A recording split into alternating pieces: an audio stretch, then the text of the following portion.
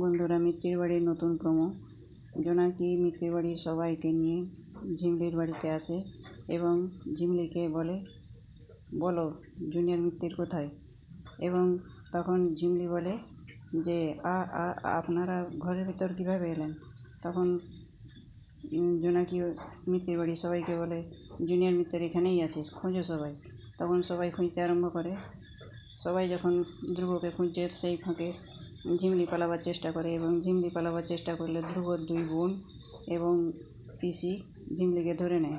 এদিকে জোনাকির লক্ষ্য পড়ে যে মেঝের উপর একটা কার্পেট ঢাকা উঁচু অংশ।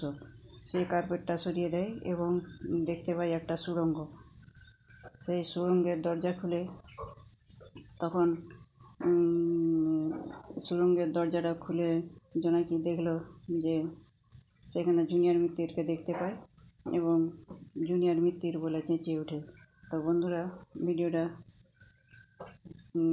মিত্তির বাড়ির নতুন প্রোমোটা আপনাদের কেমন লাগলো অবশ্যই কমেন্ট করে জানাবেন।